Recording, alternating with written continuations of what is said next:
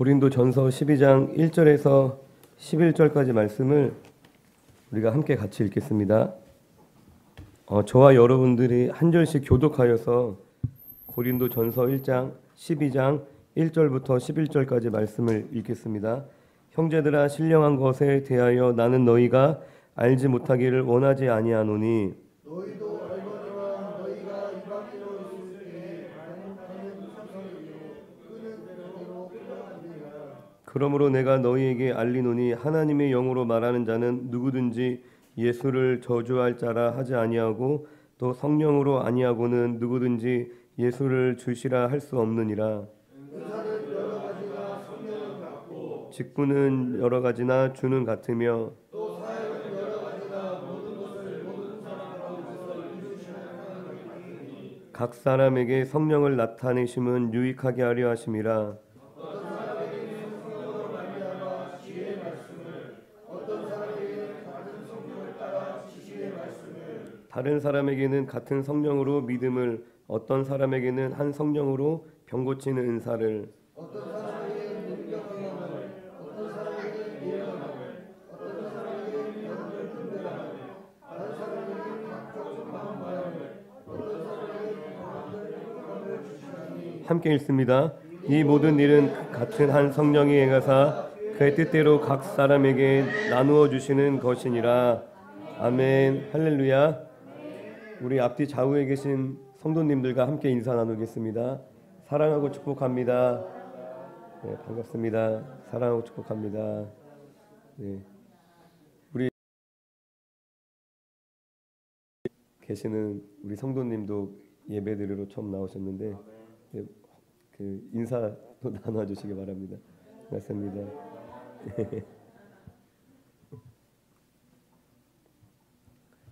1절을 다시 한번 읽어드리면, 형제들아, 신령한 것에 대하여는 나는 너희가 알지 못하기를 원하지 아니하노니.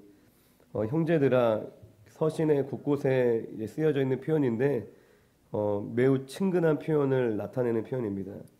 그러니까 바울의 그 말씀이 성도들에게 결코 가벼운 말씀이 아니었습니다. 굉장히 적나라하고 날카로운 말씀을 전했는데 그 전곡을 찌르는 그 말씀들이 이어지면서 그 중간중간에 바울은 의도적으로 좀 동질감을 나타내는 단어인 형제들아라는 얘기를 하고 있습니다. 고린도전서 4장 14절에 내가 너희를 부끄럽게 하려고 이것을 쓰는 것이 아니라 오직 너희를 내 사랑하는 자녀같이 권하려 하는 것이라 라고 사도 바울이 말씀하신 것처럼 날카롭게 전곡을 찌르는 그러한 말씀을 선포하지만 바울의 그 중심이, 마음이 너희들을 부끄럽게 하려고, 너희들을 정죄하고 너희들의 수치스럽게 하는 것이 목적이 아니다. 사랑하는 내 자녀같이 그 부모가 그 자녀가 정말 바른 길을 가게 하기 위하여서, 그 자녀가 올바로 자라나게 하기 위하여서 자녀에게 권면하고 때때로 훈계하는 것과 같이 그러한 마음으로 말씀을 전하는 것이다 라고 바울이 얘기를 하고 있는 것입니다. 할렐루야. 바울은 성도를 정말 친자녀와 같이 너무나 사랑하였지만 그들을 향한 그 말씀을 뭉뚱그려 전하지 않았습니다. 그들이 아파할까봐, 그들이 민망해할까봐, 그들이 부끄러워할까봐 말씀을 돌려 말하거나 말씀의 강도를 약하게, 그 날카로움을 뭉퉁하게 말씀을 결코 전하지 않고 이들을 사랑하기 때문에 더 적나라하게, 더 분명하게 하나님의 말씀을 선포하는 것을 볼 수 있습니다. 그 이유가 뭐냐면 기독교 세계관은 모든 인간은 뭐죠? 죄인이죠. 우리가 경험하는 모든 문제의 원인은 죄로 인한 것, 그 죄가 무엇인지를 밝히 드러내주고 그리고 그 죄를 십자가 앞에 회개할 수 있도록 도와주는 것이 그 영혼을 살리는 가장 좋은 방법이라는 것입니다. 유일한 방법인 거죠. 그런데 인본주의적인 세계관은 인간이 죄인이 아니죠.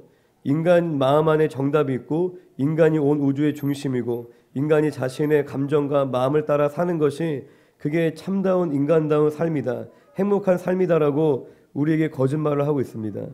할렐루야. 그래서 우리의 마음이 억압되지 않는 것, 어떤 것에도 통제받지 않고 어떤 법이나 제도나 이 말씀에 이 마음이 억압되지 않는 것이 참된 행복이다. 그게 이제 프로이드 심리학의 가장 토대가 되는 거죠. 슈퍼에고에서 이 에고를 이들을 억압하지 않는 것이 인간에게서 해방이다. 그러니까 결국 성해방 그런 쪽으로 가는 거죠. 그런데 성경은 우리에게 분명히 말씀하시기를 우리가 하나님 앞에 회개할 때 우리가 십자가 앞에 나아가 죄에서 자유케 될 때 인간이 참된 평안과 만족을 행복을 누리게 된다라고 우리에게 말씀하시기 때문에 사도 바울은 자기의 자녀와 같이 여기는 성도들에게 조금도 타협함이 없이 분명한 말씀을 선포하고 있는 것입니다. 신령한 것에 대하여 나는 너희가 알지 못하기를 원하지 아니하노니, 그게 앞서 이제 10장에서도 쓰였던 표현인데 알지 못하기를 원하지 아니한다. 이제 부정적인 표현이 두 번 반복됐는데 이제 반드시 알아야 된다라는 강한 강조의 표현이라고 말씀을 드렸습니다. 그러니까 바울이 이 신령한 것, 이 영적인 은사에 대해서 너희가 성도가 반드시 알아야 된다. 다른 건 몰라도 이것만은 반드시 알아야 돼라고 얘기를 하고 있는 것입니다. 그리고 2절을 보면 너희도 알거니와 너희가 이방인으로 예수를 믿기 전에는 말 못하는 우상에게로 끄는 그대로 끌려갔느니라. 말 못하는 우상이라는 표현 자체가 굉장히 우상을 되게 하찮게 되게 폄하하는 비웃는 그런 표현인 것입니다. 저희가 고린도전서 8장을 볼 때에도 8장 4절에 바울이 우상은 세상에 아무것도 아니다 라고 또 그렇게 얘기를 합니다. 그러니까 이방인들이 그리고 예수를 믿기 전에 그들이 목숨처럼 생명처럼 여겼고 지금도 여전히 많은 영향을 받고 유혹을 받는 그 우상이라는 것이 껍데기밖에 없는, 형태밖에 없는, 아무런 생명력이 없고 내용도 없고 의미도 없는 아무것도 아닌 것이다 라는 얘기를 하고 있는 것입니다. 그런데 그들이 이방인으로 있을 때 우상에게로 끄는 그대로 끌려갔느니라 라고 또 표현을 합니다. 빈 껍데기와 같이 아무런 능력이 없는, 우리의 삶을 구원할 수도 우리의 삶을 행복하게 만들어줄 수도 없는 그러한 우상이지만 이방인으로 있을 때 그들이 그 우상을 의지했죠.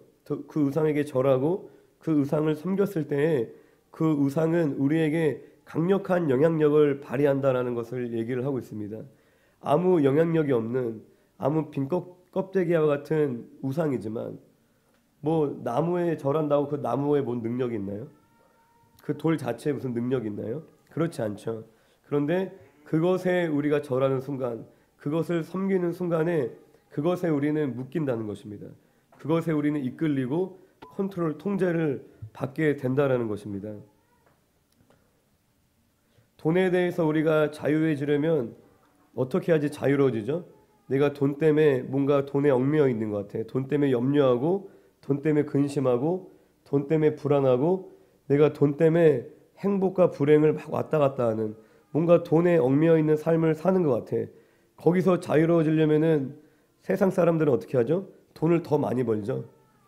내가 부족함이 없게, 흔들림이 없게, 내가 안정된 그러한 환경을 만들기 위해서 더 열심히 돈을 벌지만 돈을 더 많이 번다고 돈에서 결코 자유로워지는 것이 아닙니다. 내가 돈을 더 효율적으로 관리하고, 물론 우리가 하나님 안에서 열심히 또 일을 하고 또 주님 주신 재물을 잘 관리하는 것도 물론 중요한 일이지만 돈을 그렇게 효율적으로 잘 관리한다고 해서 근본적으로 자유로워지는 것은 아니라는 것입니다.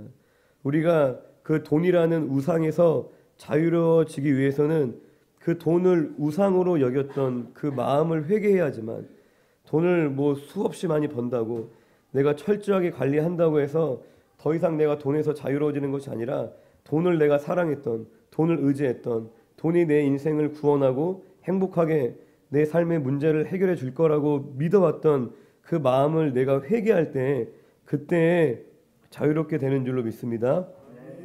그렇지 않으면은 그 껍데기와 같은 그 우상이, 그 돈이 우리의 삶을 이끌어가고 우리의 삶을 끌어당기고 그 돈 때문에 우리가 주님을 따르지 못하게 되는 것입니다. 또한 우리가 사람에게 매여 있어 사람과의 관계에서 사람들이 나를 어떻게 바라보냐, 어떻게 대하느냐에 따라서 내가 막 또 행복과 불행을 왔다 갔다 하고, 사람을 의지했다가 사람에게 기대했다가 사람에게 실망했다가 사람만 바라보고 살아간다면 그 사람에게 내가 얽매여 있는 거죠. 어떻게 자유로워지죠? 나를 더 바라봐 달라고 막 화를 낸다고, 때를 쓴다고 자유로워지지 않습니다. 내가 열심히 노력해서 그 사람의 마음을 얻는다고 해서 내가 사람에서 자유로워지나요? 결코 그렇지 않습니다. 연예인들이 왜 공허함을 느끼고 막 마약 같은 것도 하고 그런 삶을 살죠? 그 인기에 연연하기 때문에, 사람의 관심과 갈채에 얽매여 있기 때문에, 영향을 받고 붙들려 있기 때문에 그런 걸로 인하여서 천국과 지옥을 오고 가는 것입니다. 우리가 사람에게서 자유케 되기 위해서는 사람을 내가 우상처럼 여겼던 그 근본적인 마음을 내가 회개해야지. 하나님 앞에 회개해야지만 사람에게 얽매여 이끌리는 그 마음을, 그 상태에서 우리가 벗어날 수 있게 되는 줄로 믿습니다. 할렐루야.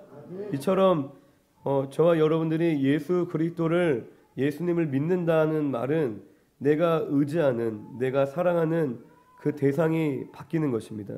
내 삶에서 내가 중요하게, 정말 이것이 큰 힘이 있다, 나의 삶에 결정적이다 라고 생각하는 것이 바뀌는 것이, 무엇으로 바뀌죠? 예수님으로 바뀌는 것이, 그게 예수를 믿는 것입니다.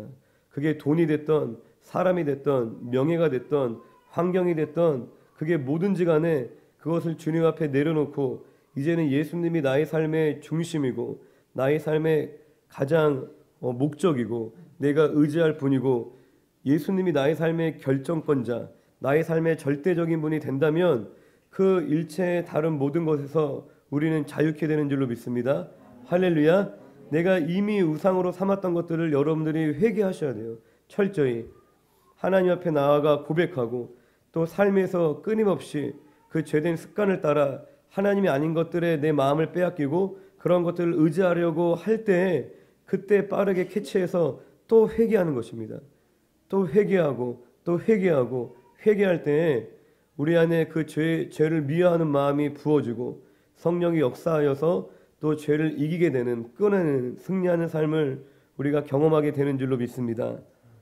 3절을 읽어드리면, 그러므로 내가 너희에게 알리노니 하나님의 영으로 말하는 자는 누구든지 예수를 저주할 자라 하지 아니하고 또 성령으로 아니하고는 누구든지 예수를 주시라 할 수 없느니라. 할렐루야.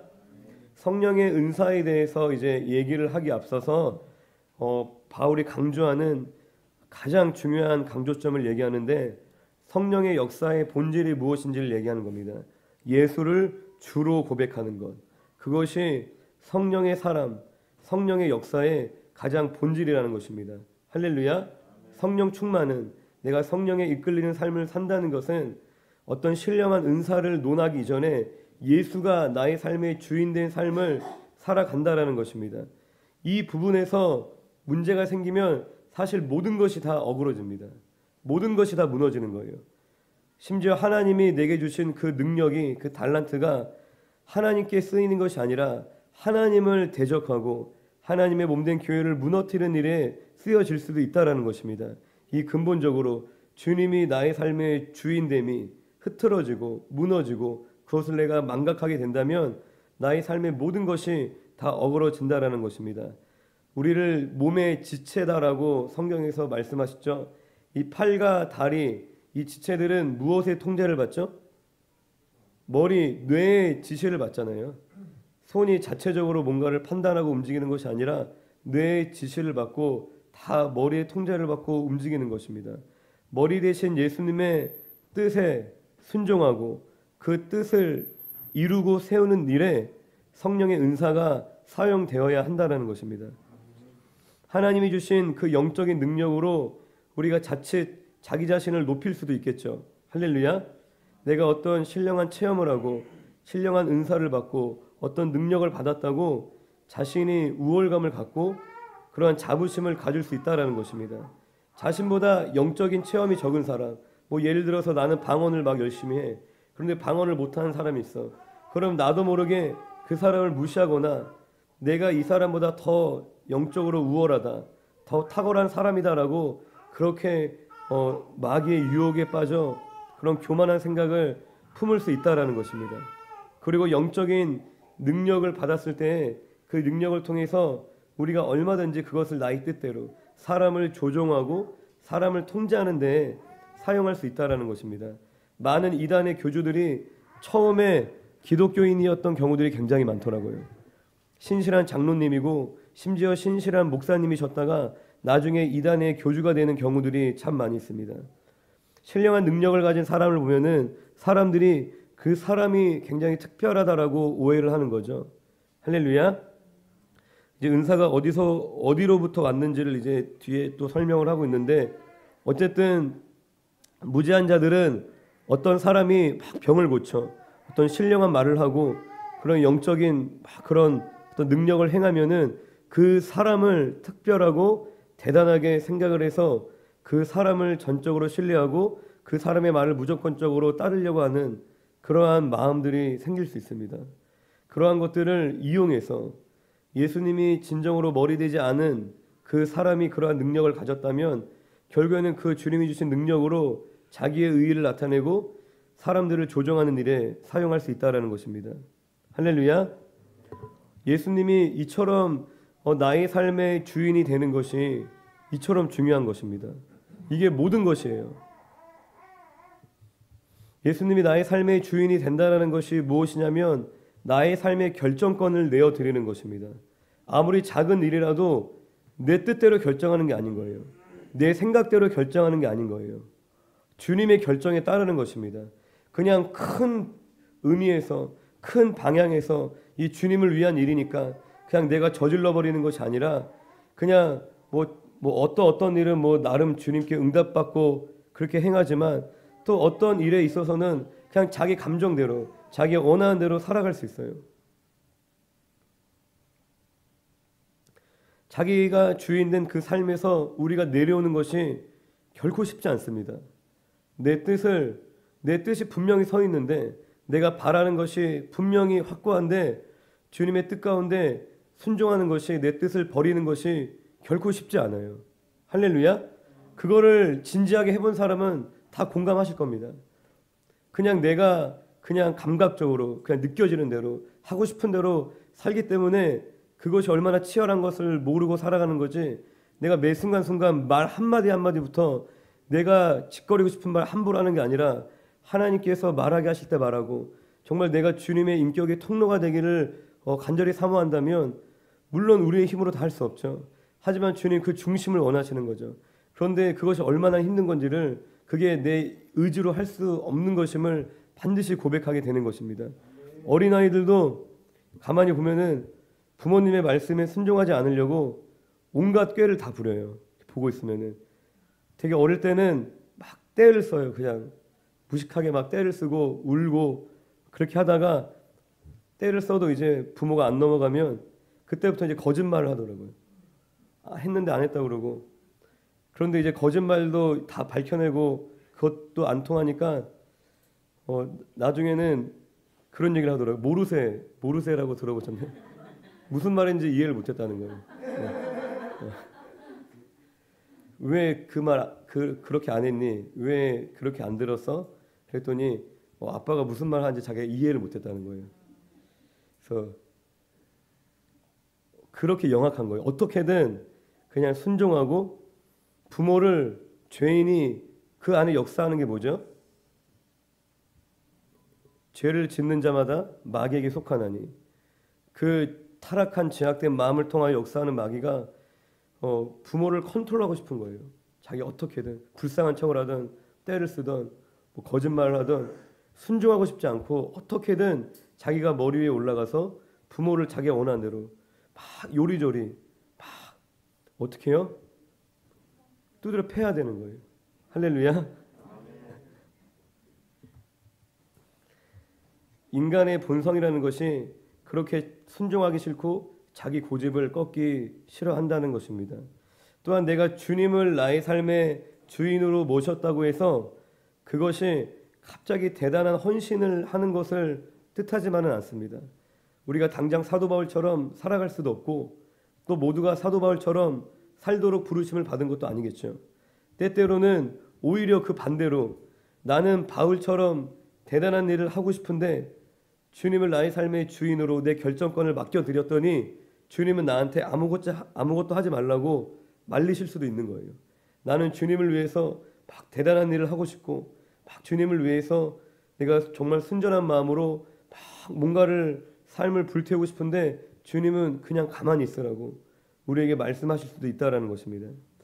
우리가 죄로 인하여서 망가진 우리의 이성과 우리의 감정과 의지가 회복되는 일은 많은 시간과 과정이 필요하지만 우리의 삶의 주인을 바꾸는 일은 할렐루야 내 삶의 목적과 우선순위와 내 삶의 내 마음의 중심의 동기를 새롭게 하는 일은 지금 당장 할 수 있는 일입니다. 할렐루야 내 연약함이 강건해지고 나의 삶에 뭔가 어그러진 부분들이 회복되고 치유되고 변화되는 데는 우리가 시간이 필요할 수 있지만 우리의 이 높아진 마음을 하나님 앞에 내어드리고 나의 삶의 주인의 자리에 내가 내려오고 주님을 앉혀드리는 일은 지금 당장 할 수 있는 일이라는 것입니다. 그것이 뭐죠? 바로 회개인 것입니다. 회개. 그래서 우리는 날마다 내가 죄인임을 겸손히 고백하고 나에 대한 내 자신에 대한 신뢰, 나에 대한 집착, 자기 욕심, 나를 목적으로 살아가는 그 삶을 우리는 날마다 아니 매 순간 우리는 회개해야 하는 줄로 믿습니다. 그러지 않고서는 다시 그 죄악된 습관을 쫓아서 우리가 옛사람의 습관을 쫓아서 살아갈 수밖에 없다라는 거예요. 매 순간 우리는 고백하는 거예요. 매 순간 나에 대한 신뢰, 내가 확신하는 것, 또 나에 대한 집착, 사람들이 나 어떻게 보고 내가 어떠한 자리에 앉고 내가 어떤 포지션을 맡고 그러한 것들 내가 바라고 원하고 내가 욕망으로 품고 있는 그런 것들 가운데 날마다 십자가에 못 박는 거죠. 그게 실제가 아닙니다. 우리는 예수 그리스도 안에서 새로운 피조물이 되었어요. 우리는 성령으로 거듭났습니다. 이제 의의 나무가 돼서 의의 열매를 맺는 그 삶을 우리에게 열어주셨는데 우리는 그냥 옛 습관, 내가 죄인이었을 때, 죄의 종이었을 때, 죄의 권세 아래 놓였을 때에 그 나의 모습이 여전히 나의 모습인 줄로 그렇게 속고 있는 거예요. 오해하고 있는 것입니다. 그렇게 우리가 하나님 앞에 근본적인 회개를 하고 내 삶의 주인의 자리에 예수님이 계심을 우리가 고백할 때 그 이후에 나머지 모든 삶의 질서가 다 바로 잡히는 것입니다. 우리의 삶이 정돈된다는 것입니다. 그로 인해서 하나님의 공급이 우리의 삶에 다시 열리게 되고 또 주님이 다시 주님이 있어야 될 자리에 있음을 내가 고백할 때에 그때 우리의 무뎌진 삶이 또한 세워지고 나의 삶 가운데 막혔던 길이 열리는 줄로 믿습니다. 내 마음에 평강이 다시 찾아오고 내 마음의 영혼을 향한 긍휼함, 하나님 아버지의 마음이 다시 부어지고 또 우리 입술에서 감사와 찬양이 다시 한번 터져 나오게 되는 줄로 믿습니다. 할렐루야. 제 군대 때 이제 예수님을 인격적으로 만났는데 또 그때 생각이 나더라고요. 군대가 이제 힘든 이유는 내가 하고 싶은 대로 할 수 없기 때문에 자유가 박탈된 곳이기 때문에 힘듭니다.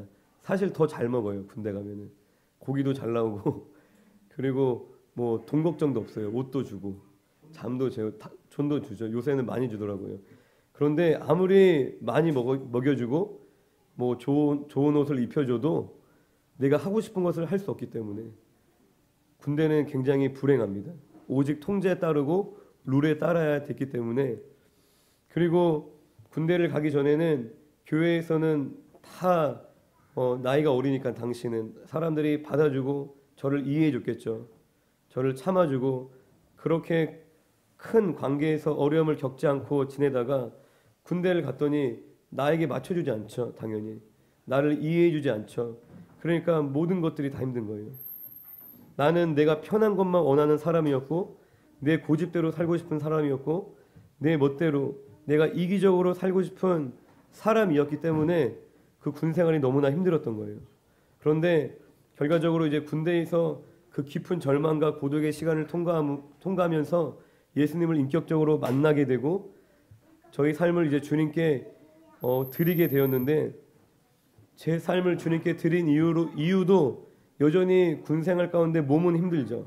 그리고 내가 원하는 대로 할 수 없는 그 상황은 동일하나 그 예수님께 삶을 드리기 이전에는 이 마음의 중심이 내가 편한 것, 내가 바라는 것을 추구하는 마음으로 가득했다면, 내가 원하는 것을 추구하는 마음으로 가득했다면 주님께 삶을 드리고 나서는 내가 원하는 것이 아니라 주님이 원하시는 것을 바라보게 되더라고요. 할렐루야. 그러니까 평소에는 하기 싫었던 것이 비록 여전히 육체적으로는 힘들고 어렵지만 이게 하고 싶은 일이 될 수 있다라는 겁니다. 뭐 훈련을 받고 작업을 하고 청소를 하고 또 선임병에게 순종하고 그러한 삶이 전에는 내가 하기 싫은 마음만 가득했는데 이제는 하고 싶은 마음들이 그러니까 새로운 길이 열리는 거예요. 그게 길이 열리는 거예요. 그 이전에는 길이 안 보였어요. 내가 여기서 자살을 하거나 여기를 나가거나 그 두 가지밖에 생각을 못 해요. 왜? 내 마음은 어느 쪽으로 가고 있어? 아, 하기 싫다. 너무 힘들다. 너무 짜증난다. 왜 이런 곳이 있어갖고 왜 이 나라에 태어나서 막 그런 식으로까지 계속 그 방향으로만 마음이 가다가 이제는 열심히 훈련 받아야지. 열심히 작업해야지. 내가 선임병의 말을 잘 순종해야지 라는 새로운 마음의 길이 왜 그래요? 주님을 내 삶의 주인으로 올려놓으니까 내 삶의 인도자로 올려드렸기 때문에 새로운 길이 이제 열리는 것입니다. 내가 이제 희생하고 섬기고 나누길 원하는 그런 이전에 바라보지 않았던 것들을 바라볼 수 있도록 열어주시는 것입니다. 사실 이 부분이 해결되지 않으면은 다른 이야기를 하는 게 사실 큰 의미가 없어요. 할렐루야. 그냥 반복되는 거예요. 반복되는 실패, 그냥 반복되는 죄악, 반복되는 넘어짐. 그냥 우리가 이제 하나님의 은혜에 힘입어 자격 없는 우리가 날마다 실패하는 우리가 주님의 은혜에 힘입어 우리가 살아가지만 또한 주님 우리에게 죄와 싸워 승리할 수 있는 힘을 우리에게 주셨습니다. 우리의 삶을 새롭게 하시고 우리의 삶을 변화시켜 주십니다.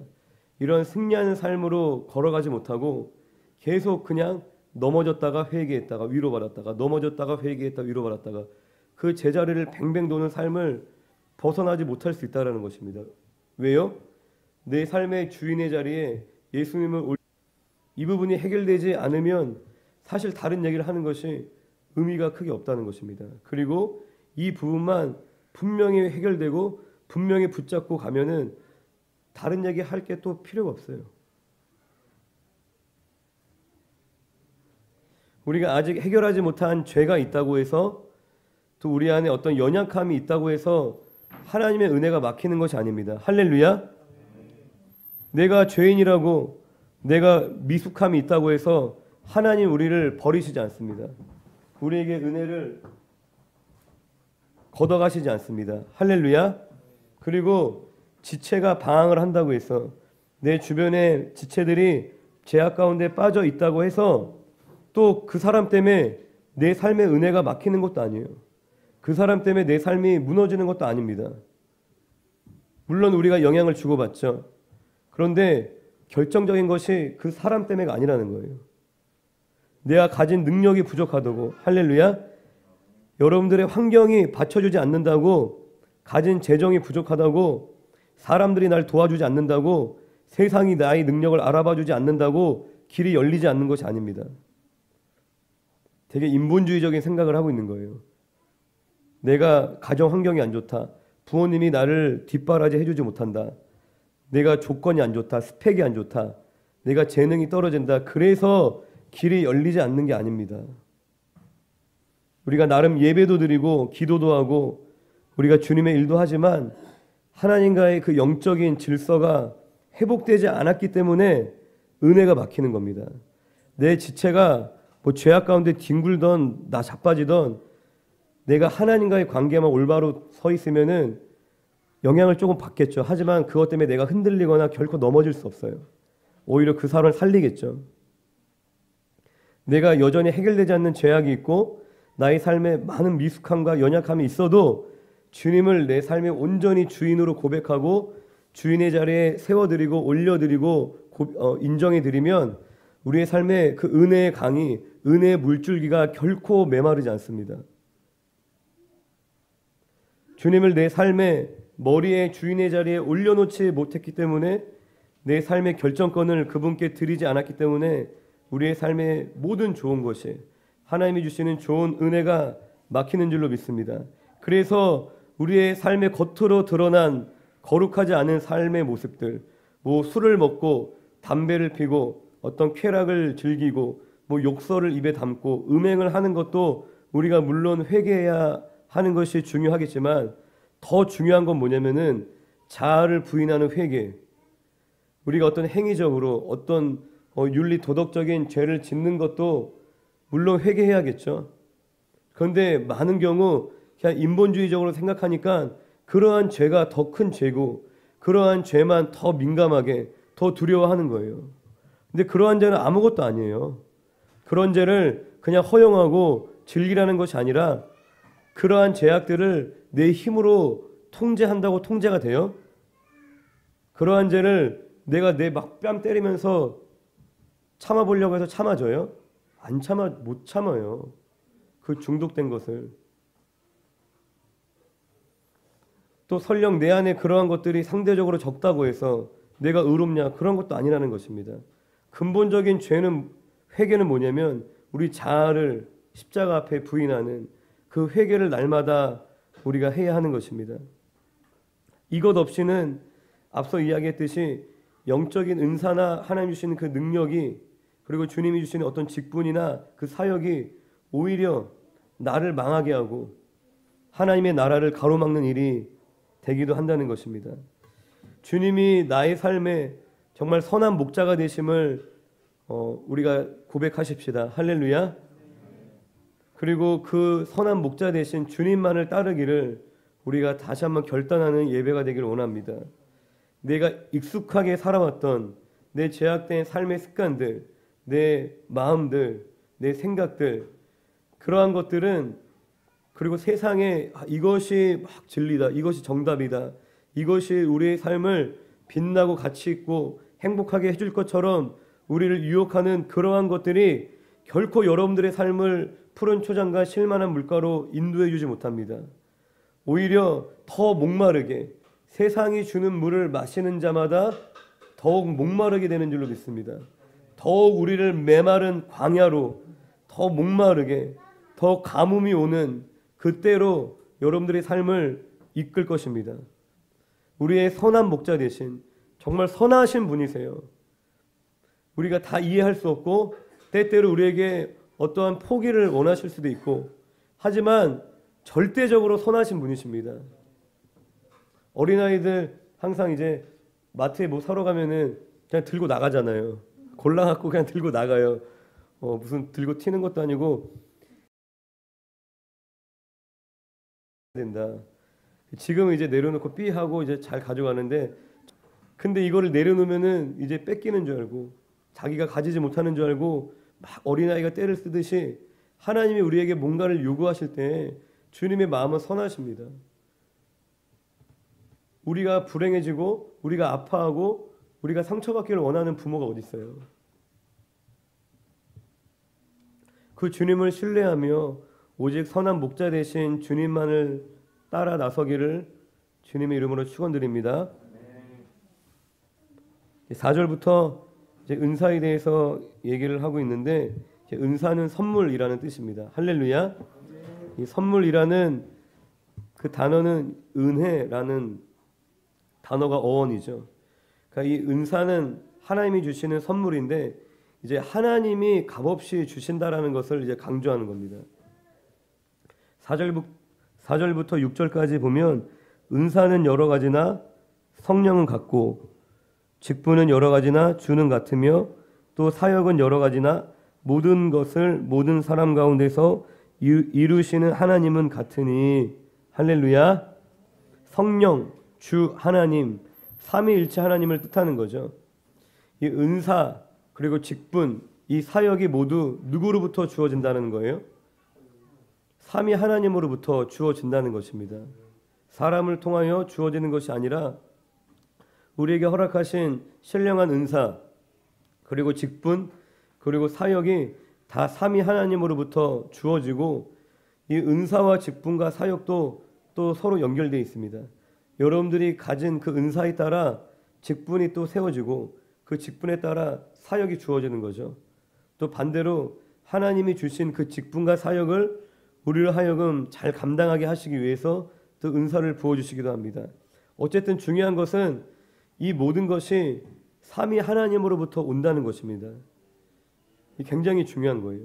그래서 주님과 나와의 관계가 잘 연결되어 있지 않으면은, 내가 하나님을 경외하고 그분을 나의 삶의 주권자로 올려드리지 않으면은 모든 것이 다 깨어질 수밖에 없다는 것입니다. 계속 하나님으로부터 공급을 받아야 되기 때문에. 예수님이 머리가 된 성도는 그래서 자기의 이 은사를, 이 능력을 자신의 것으로 여기지 않습니다. 이것이 눈에 보이는 어떤 돈이나 물질이든 보이지 않는 성품이나 재능이나 어떤 영적인 능력이든 그것을 하나님으로부터 온 것임을 고백합니다. 자신의 것으로 여기지 않고, 그리고 자신의 것으로 여기지 않기 때문에 그것을 자랑하지 않겠죠. 그리고 하나님이 주신 그 재능을, 은사를 자신의 뜻대로 사용하지 않습니다. 하나님이 주신 재능이나 은사가 있는데 그것을 내 뜻대로 사용할 수도 있겠죠. 내가 원하면 사용하고 내가 원치 않으면 사용하지 않는다. 그러면 그 주체가 누구예요? 하나님으로부터 시작되는 게 아니죠. 내가 주체가 되는 것입니다. 그게 아무리 굉장히 영적으로 신령한 능력이라 할지라도 이제 머리 대신 그리스도와 연결되지 않은, 주님의 통제를 받지 않는 행위라면은 더 이상 그건 신령한 것이 아니에요.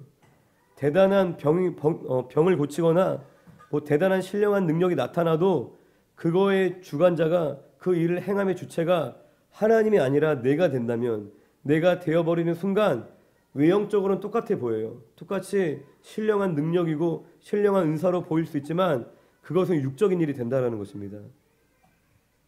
뭐 예를 들어서 뭐 예언 사역하시는, 예전에 막 기도원에서 그런 분들이 예언 기도해주고 돈을 요구하거나 뭐 그런 일들이 있었죠. 특별히 이것이 하나님으로부터 주어진 것을 우리가 고백한다면, 내게 주신 그 재능이, 달란트가, 은사가 아무리 작고 보잘것 없이 보여도 감사하며 사용하는 줄로 믿습니다.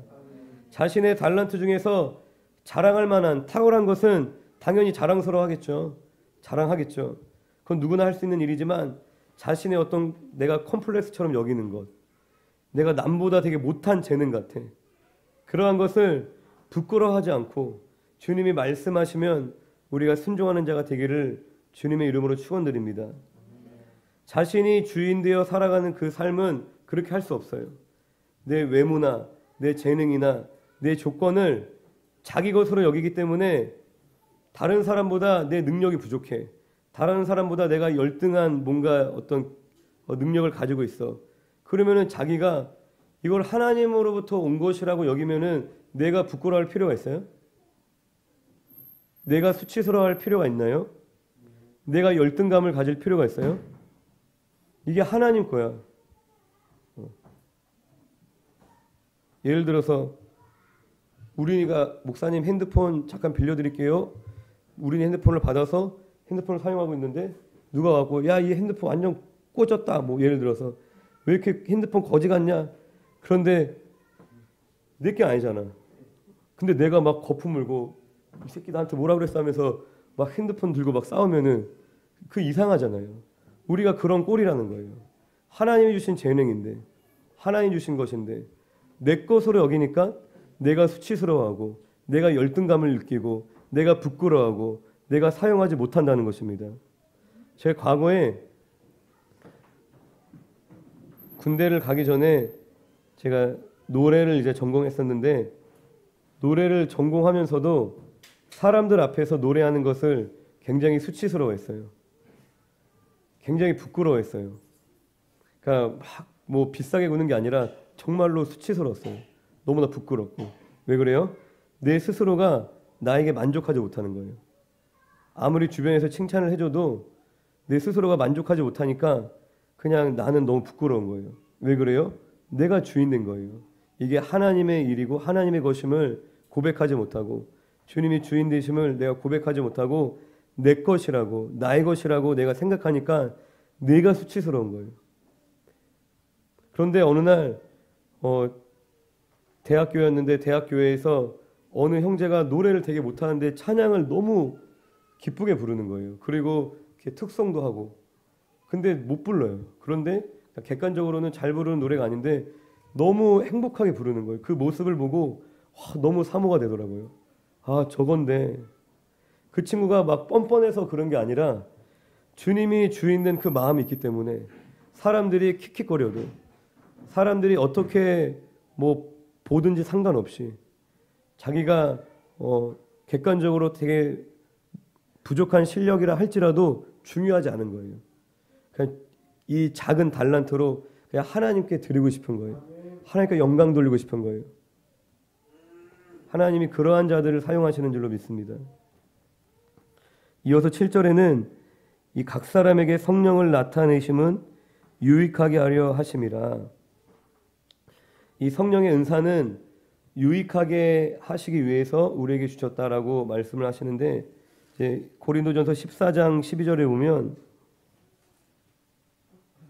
고린도전서 14장 12절에 그러므로 너희도 영적인 것을 사모하는 자인즉 교회의 덕을 세우기 위하여 그것이 풍성하기를 구하라.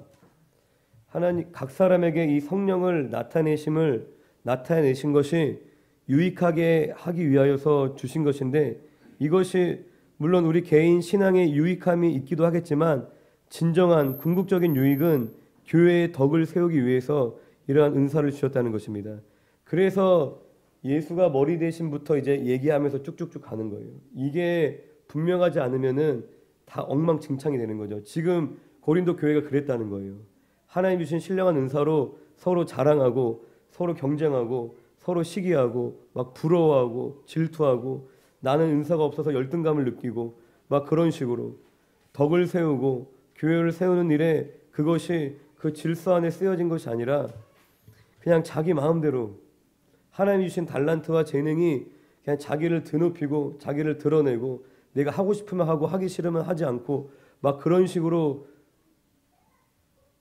무질서하게 쓰여지고 있었다는 것입니다. 예수님이 머리가 된 그 성도는, 또 예수님이 우리의 머리 되심을 고백하는 성도는 자신이 가진 그 은사나 달란트를 하나님의 나라를 위하여서 사용하는 줄로 믿습니다. 주의 몸된 교회를 세우는 일에 사용을 하고 그 자신의 능력과 은사를 자기를 자랑하거나 자기를 높이는 일에 사용하지 않는 줄로 믿습니다. 마지막으로 8절부터 이제 10절까지 9가지의 은사를 소개하고 있죠. 이 은사가 각각 어떠한 것을 의미하는지 간단하게 설명해 드리고 같이 기도를 하기 원합니다. 8절에 보면 어떤 사람에게는 성령으로 말미암아 지혜의 말씀을, 지혜의 말씀이라는 하나님 주시는 신령한 은사가 있다고 합니다. 고린도전서 2장에 보면은 이제 이 세상의 인간적인 지혜와 하나님의 지혜를 이제 비교하죠. 앞서 이제 말씀을 살펴봤던 게 기억이 나실 수 있겠지만 그 하나님의 지혜가 뭐라고 그러죠? 십자가의 도라고 그러죠. 그리고 이 십자가의 도는 오직 성령으로 말미암아 깨달을 수 있다라고 바울이 얘기합니다. 일단은 가장 기본적인 의미는 이 지혜의 말씀은 이 성령으로 깨닫는 십자가의 도를, 하나님의 지혜를 얘기하는 것입니다. 그런데 이것을 좀 더 폭넓게 얘기하면 성령이 주시는 모든 비밀한 깨달음을 또 이야기할 수 있겠죠. 지혜의 말씀, 성령님이 직관적으로 우리에게 알게 하시는 그 비밀한 것들, 그리고 이어지는 지식의 말씀, 이게 뭐 유사하다라고 얘기를 하면서도 또 구별되어 기록했기 때문에 또 의미의 차이가 있다라고도 얘기를 하는데 12장 28절에 보면은 이 직분에 대해서 얘기를 하죠. 그 직분에 보면 사도, 선지자, 그리고 교사라는 직분이 있습니다. 은사와 직분과 사역이 다 연결된다 그랬죠. 그래서 지식의 말씀을 해석할 수 있는 것은 이 교사의 직분을 가진 사람들이 하는 역할이 뭐죠? 이 기록된 말씀을 잘 풀어내고 잘 가르치고 잘 전달하는 그 역할을 하는 것이 교사입니다. 그래서 이 지식의 말씀의 은사는 그 교사들에게 주어지는 은사, 교사들이 말씀을 잘 풀어내고 잘 설명하고 잘 전달할 수 있도록 주어진 그 은사로 볼 수 있습니다. 또 폭넓게 이제 은사 사역하는 분들은 좀 더 폭넓게 생각을 하는데, 어쨌든 하나님이 주신 것을 이제 지혜의 말씀이라고 생각하면은 이걸 어떻게 전달하느냐, 이거를 하나님이 주신 것이 지혜의 말씀, 이걸 어떻게 전달하느냐를 이제 지식의 말씀이다라고 또 얘기하기도 하죠. 뭐 예를 들어서 하나님이 효민이에게 어떠한 상황을 알려주셨어요. 기도하는데 저에게. 그리고 그런데 그거를 이제 어떻게 전달해야 될지, 그것도 주님의 인도하심을 받아야 된다는 거죠. 어떻게 잘 이해할 수 있도록, 잘 받아들일 수 있도록 전하는 그 능력, 그것이 지식의 말씀. 은사 사역하는 분들은 이제 그렇게까지 의미를 확장시킵니다. 일단 가장 기본적인 성경에 근거한 풀이는, 지혜의 말씀은 그 십자가의 도, 성령을 통하여서 가장 핵심인 거죠. 성경에 그 십자가의 도를 깨닫는, 그것이 인간의 이성과 노력이 아니라 성령의 조명하심과 깨닫게 하심으로만 풀린다고 고린도전서 2장 7절에서 10절에서 얘기하고 있는데, 이제 그 지혜를 이제 뜻하고, 지식의 말씀은 그 기록된 말씀을 잘 가르치는 그러한 능력을 얘기합니다. 그리고 이어서 9절에는 다른 사람에게는 같은 성령으로 믿음을, 여기서 얘기하는 믿음의 은사는 우리가 일반적으로 이야기하는 그 구원받는 믿음을 뜻하지 않죠. 이제 뒤에 연이어 나오는 병고침의 은사, 능력 행함, 이러한 은사들과 이제 연결이 되는데, 어떤 특별한 능력을 나타낼 때 사용되는 그 믿음을 얘기하는 것입니다. 고린도전서 13장 2절에 보면은, 고린도전서 13장 2절에 내가 예언하는 능력이 있어 모든 비밀과 모든 지식을 알고 또 산을 옮길 만한 모든 믿음이 있을지라도, 이러한 믿음을 얘기하는 것입니다. 산을 옮길 만한 특별한 기적과 이적을 행하는 그러한 믿음을 이제 신령한 은사에 분류되어져 있는 그러한 믿음이다라고 얘기를 하고 있습니다. 그리고 네 번째는 이제 총 9가지 은사가 나오죠. 병 고침의 은사. 말 그대로 이제 병을 고치는 건데, 육체적인 질병만을 뜻하지 않습니다. 영적인 질병까지도 고치는 능력을 이야기하고 있는데, 그런데 이것을 이제 그렇게 푸는 사람들도 있어요. 그냥 의사가 환자들을 고치는 것, 사실 그거하고는 다른 거죠. 이거는 어떤 초자연적으로 사도행전 3장에 성전 미분에서 베드로가 안진뱅이를 고치는 것과 같이, 일으킨 것과 같이 그러한 초자연적인 병고침을 뜻하는 것이고, 이어지는 5번째 능력 행함의 은사는 말 그대로 이것도 초자연적인 기적을 행하는 그런 은사를 얘기하는 것입니다. 6번째 예언함을, 예언은 기본적으로 미래의 일을 예측하고 이제 경고한다는 의미가 있는데, 사실 그보다 더 중요한 의미는 하나님의 비밀한 뜻을, 그 미래의 일에 대해서 이제 얘기를 하는 것도 결국 하나님의 뜻을 받아서 전달을 하는 거죠. 하나님의 비밀한 뜻을 깨닫고 그것을 전하는 것, 그 안에 이제 미래에 대한 예측도 경고도 포함이 되어져 있는데, 이것을 이제 예언의 은사다라고 얘기를 합니다. 영분별의 은사는 말 그대로 어떤 현상을 보고 이게 하나님의 영으로부터 주어진 일인지 귀신의 영으로부터 온 것인지를 이제 분별하는 은사이고, 이제 우리가 잘 아는 방언, 이 방언이라는 이 말이 원래 의미는 각 나라 민족들이 사용하는 그 언어를 이제 방언이라고 얘기를 하는데, 이 본문에서는 그 의미가 아니죠. 14장 2절에 보면 방언을 말하는 자는 사람에게 하지 아니하고 하나님께 하나니 이는 알아듣는 자가 없고 영으로 비밀을 말함이라. 그냥 각 민족의 언어면은 알아듣는 자가 있겠죠. 그런데 이거는 알아들을 수 없는 비밀한 언어라는 거예요.